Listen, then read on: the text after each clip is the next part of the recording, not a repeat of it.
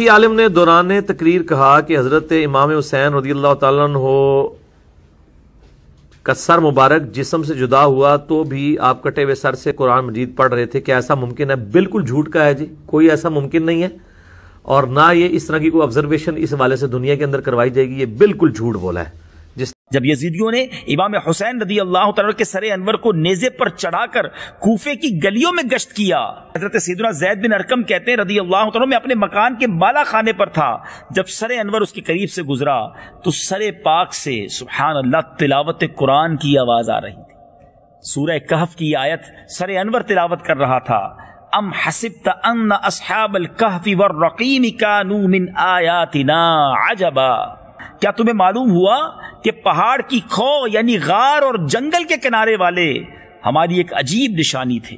اسی طرح ایک اور دوسرے بزرگ نے فرمایا کہ جب یزیدیوں نے سر انور کو نیزے سے اتار کر ابن زیاد کے محل میں داخل کیا تو آپ کے مبارک ہونٹ ہل رہے تھے اور زبان اقدس پر پارہ 13 سورہ ابراہیم کی آیت نمبر 42 کی تلاوت جاری تھی۔ وہ آیت کیا تھی؟ وَلَا تَحْسَبَنَّ اللَّهَ غَافِلًا عَمَّا يَعْمَلُ الظَّالِمُونَ، اور ہرگز اللہ کو بے خبر نہ جاننا ظالموں کے کام سے۔ ذرا غور کیجئے ناظرین، امام حسین کی جس وقت شہادت ہوئی آپ اس وقت سجدے میں ہیں، وہاں پیغام دیا کہ نماز کی اہمیت کیا ہے، اور جب نیزے پر آپ کا سر اقدس لے جایا جا رہا ہے تو اس وقت بھی زبان پر قرآن پاک کی تلاوت جاری ہے۔ اللہ اکبر، یہ کتنا بڑا میسج ہے۔ کیا خوبصورت بات امیر اہل سنت نے لکھی نا، عبادت ہو تو ایسی ہو، تلاوت ہو تو ایسی ہو، عبادت ہو تو ایسی ہو، تلاوت ہو تو ایسی ہو، سر شبیر تو نیزے پہ بھی قرآن سناتا ہے۔ شہ سوار کربلا کی شہ سواری کو سلام نے سے پہ قرآن پڑھنے والے قاری کو سلام نے سے پہ قرآن پڑھنے والے قاری کو سلام۔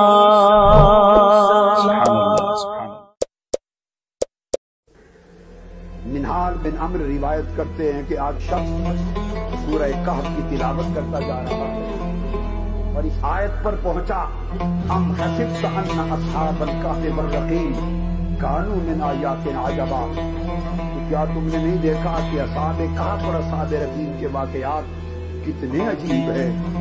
حسین کا سر مبارک بول تھا اور کہا اصحاب کہف کے واقعات پہ تعجب کرنے والوں، اپنے پیغمبر کے نواسے کا سر کاٹ کر نیزے پہ چڑھانا کیا اس سے عجیب تر نہیں ہے؟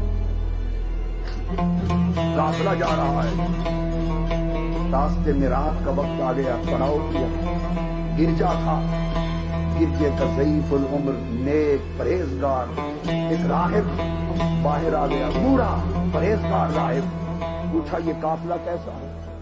انہوں نے کہا یہ مصطفیٰ کے گلشن کے سر کاٹے ہوئے اور نیزے پر چڑھا کر دمشق جا رہے ہیں وہ قافلہ۔ کھانے مار کے رو پڑا۔ انہوں نے کہا یزیدیوں نے کہ رات کا پڑاؤ کرنا ہے کوئی جگہ، اس نے کہا میرا چرچ گرجے میں رہ لو، پڑاؤ کر لیا۔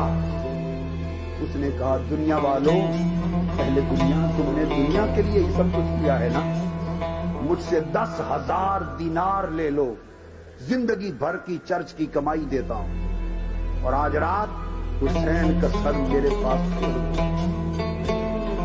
وہ اہل دنیا، سگان دنیا، دنیا کے کتے درہم و دینار پر بک گئے، حسین کا سر راہب اپنے پاس لے گیا، خوشبودار پانی سے پھینکتا رہا،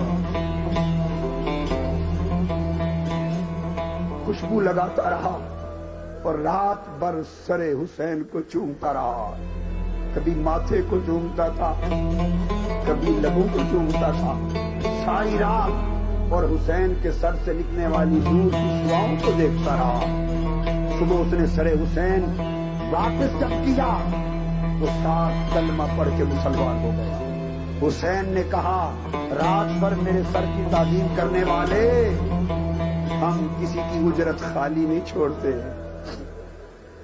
ہم اجرت دیے بغیر نہیں مڑتے، میرے سر کی تعظیم کرنے والے تو نے سر کی تعظیم کی ہے، لے تمہیں جنت عطا کرتے ہیں، مسلمان بنا دی۔